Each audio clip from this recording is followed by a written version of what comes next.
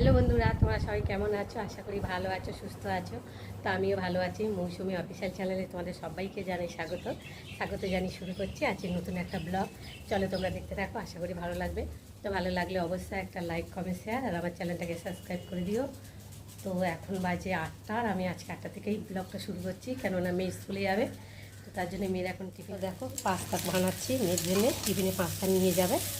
তো দেখতে পাচ্ছে বায়না আজকে পাস্তা খাবে, বলে মা পাস্তা করে দাও। তা বললাম এই গরমে এত এইসব খাওয়া ঠিক না। তা বলছে মা সে খাবোই, খুব ইচ্ছা হয়েছে। তা যাই হোক বলছে যে খালি একটু বানিয়ে দিই। তো দেখো বানানো হয়ে গেছে পাস্তাটা, আর এখন ঠান্ডা করতে দেব। আর এখানটা দেখো প্রেসারে ভাত বসিয়ে দিয়েছি, তো সিটি পড়েছে একটা, দিয়ে আর লিভিয়ে রেখে দিয়েছি, মানে একটা সিটি পড়লেই ভাত হয়ে যায়। তো দেখতে পাচ্ছ। তো বন্ধুরা দেখো ভাতটা প্রেসার থেকে লাভিয়ে ঠান্ডা করতে দিয়েছি ফ্যানের হাওয়ায়। তো দেখতে পাচ্ছ ভাত, আর এখানটা আলু ডিম ভাজা করেছি দেখতে পাচ্ছ। আর মেয়ের জন্য এই যে পাস্তা টিফিন বানিয়েছি। তো এটাকে এখন ঠান্ডা করতে দিলাম, না ঠান্ডা না করে দিলে গরম অবস্থায় দিলে নষ্ট হয়ে যাবে, সে কখন খাবে না খাবে। তো ভালো করে তাই জন্য ফ্যানের তলায় দিয়ে ঠান্ডা করতে দিলাম। আর এই দেখো মেয়ে এখন চানে গেছে, এসে খেতে বসবে, তারপর রেডি হবে। তো বন্ধুরা মেয়েকে টিফিন গুছিয়ে খাইয়ে ঠাইয়ে মেয়েকে স্কুলে দিয়ে এলাম। তো দিয়ে এসে আসার পথে ভাবলাম একটু জ্যান্ত মাছ নিই, এই গরমে তো মানে কিছু খেতে ভালো লাগছে না, তো ভাবলাম একটু পাতলা করে ঝোল করব। তো দেখো একটা রুই মাছ নিয়েছি জ্যান্ত, তো এনে ভালো করে কেটে ধুয়ে আর এই এলাম। তো ভাবলাম তোমাদের সঙ্গে শেয়ার করি।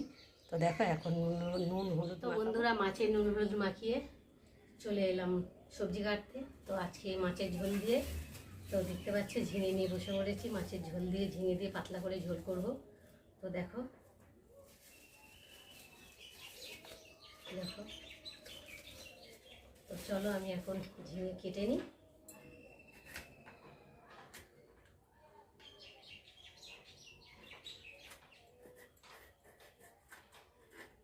এই গরমের মধ্যে পাতলা করে ঝোলই খাওয়া ভালো, তাই না? কদিন ধরে পেটটা এত গরম হয়ে গেছে যেন।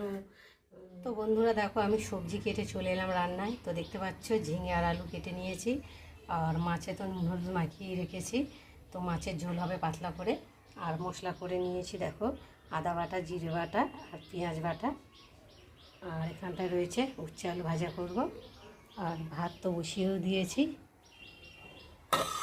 তবে ফুটছে দেখতে পাচ্ছ। আর এখন মাছের ঝোল বানাবো, তো তার জন্যে আমি মাছটা আগে ভাজবো, তার জন্য গ্যাসটাকে ধরিয়ে দিলাম। আর এখন আমি কড়াটা বসিয়ে দেব।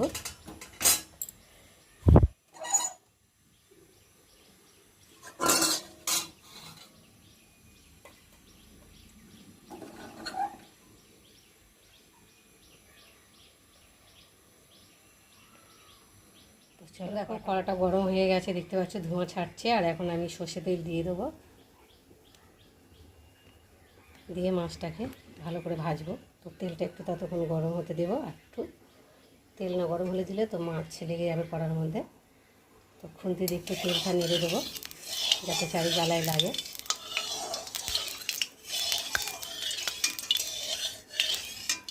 এটা একটু ছিটাচ্ছে, আমার মনে হয় খুন্তিতে একটু জল টল হয়তো ছিল, তো মুছিয়ে নিলে ভালো হতো যা দিয়ে। তো দেখো একটু দুধ সরে যাই, কেননা চোখে মুখে পড়বে ছিটিয়ে।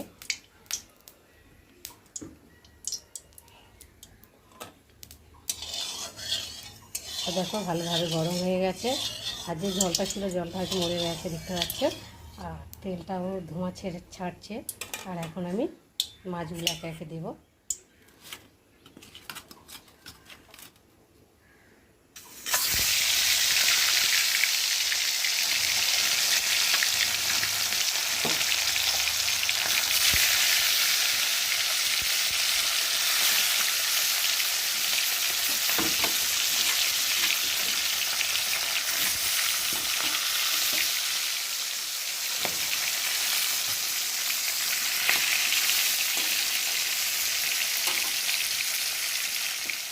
তো চলো এবার মাছটাকে উল্টে দেবো।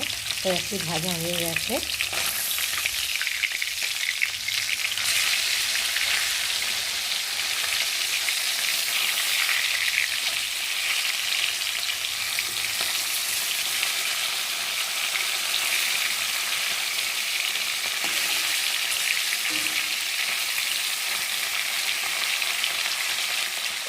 মাছ ভাজা হয়ে গেছে, আর আমি এখন মাছটাকে তুলে নেব। চলো,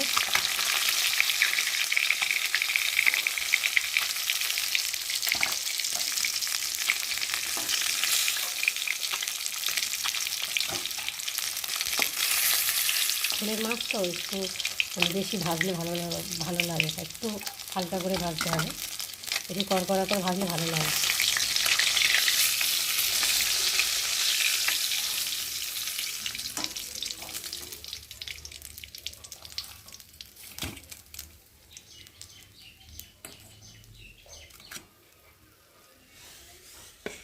তো বন্ধুরা দেখো, মাছের তেলটা বেশি পড়ে গেছে, তো মাছ ভেজেও কতটা তেল রয়েছে, তো এই তেলেই রান্না হয়ে যাবে, আর তেল দিতে হবে না। তো আমি এখন ফোড়ন দেব তেজপাতা আর দেবো গোটা জিরে। জিরেটা একটু ভালো করে ভেজে নেব।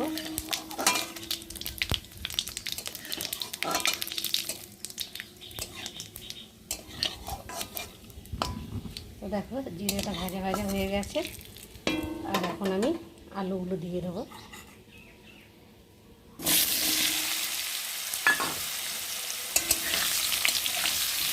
আলুটা একটু ভালো করে ভেজে নেব।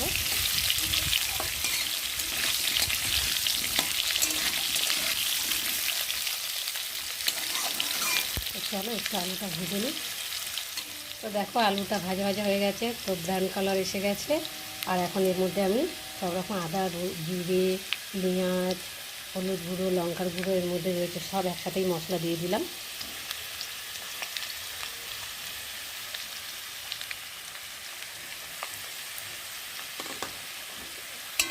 মশলাটা দিয়ে ভালো করে আলুটা ভেজে নেব, কেননা ডিমগুলো তো মানে ভালো কষানো যাবে না, ঝিঙে থেকে জল উঠবে। দেখো তার জন্য আমি আলু মশলাটা দিয়ে আলুর সাথে কষিয়ে নেব।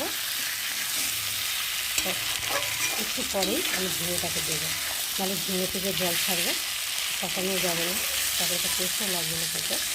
তো দেখো আমি এখন ভালো করে মশলার সাথে কষিয়ে নিই, একটু মশলাটা ভেজে নিই, তারপর তো মশলা কষানো হয়ে গেছে, আর এখন আমি এর মধ্যে ঝিঙেগুলো দিয়ে দেবো। কটা কাঁচা লঙ্কাও দিয়েছি, দেখতে পাচ্ছি ঝিঙের সাথে, আর একটু গুঁড়ো লঙ্কাও দিয়েছি, কেননা একটু কালার মতো না হলে ভালো লাগে না একটু দেখতে, অল্প করেই দিয়েছি। এই ঝিঙেটা একটু ভালো করে মশলার সাথে ভেজে নেবো, একটু নেবো ভালো করে।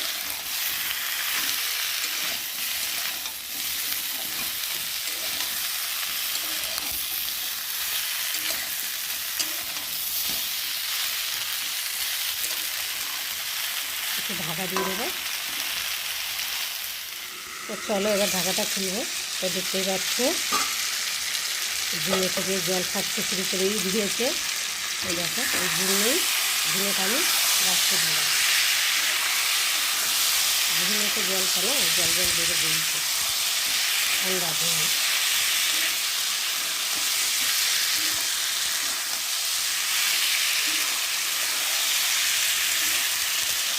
ভালো করে কষিয়ে নিলে না টেস্ট হবে না, যত কষাবে তত টেস্ট হবে।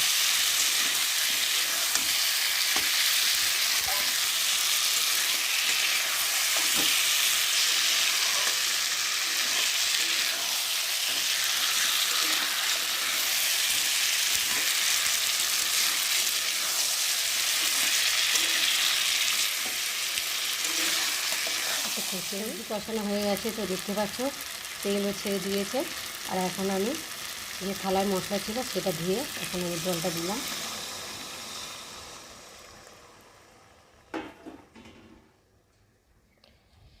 একটু খুন্তি দিয়ে ভালো করে নাড়াচাড়া করে দেবো।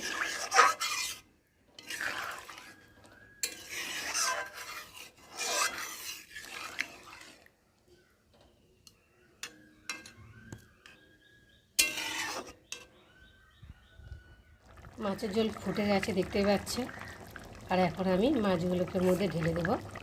আর তোমার দাদাভাইয়ের জন্য একটা মাছ ভাজা রেখে দিলাম, আমি ঝোলের মাছ খায় না, ওই জন্যে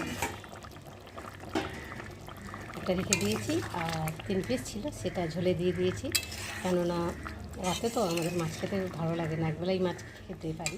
তো দেখো মাছের ঝোল রেডি হয়ে গেছে, আর আমাদের তো মানে রাতে খুব একটা মাছ খেতে ইচ্ছে করে না, তো মাছের ঝোলটাই ভালো লাগে মাছের থেকে। তো যা খাবার দুপুরবেলায় খাই, মানে রাতে খুব একটা ভালো লাগে না। তোমার দাদাভাই তো একদমই খাবে না, দুপুরবেলা একটা ভাজা মাছ খেলে বা রাত্রে খাবে না, ঝোলটা খাবে কিন্তু রাত্রেবেলা মাছ খেতে চায় না। তো আমি আর মেয়ে খাই, তো সেই জন্য অল্প করেই মাছ নিয়েছি, বেশি নিইনি। আর এই গরমে তো ইচ্ছেও করে না খেতে, একটা রাত হলে মনে হয় যেন একটু পুষ্টি ভাত খেলে ভালো হয়। তো আমরা অনেক সময় পুষ্টি ভাতই করে খাই, আলু টালু ভেজে বা ডিম ভেজে ঠেজে। তো এই দিয়ে খাবো, এখন দুপুরে এই দিয়ে খাবো আর রাতে কি দিয়ে খাবো, তো এখন চিন্তা হবে। তোর দাদাভাই আসলে ঝোল হয়ে গেছে, আর দেখো মাছের ঝোলটা নামিয়েও নিয়েছি দেখতে পাচ্ছ। তো মাছের ঝোলের রেসিপি কেমন লাগলো তোমরা অবশ্যই আমাকে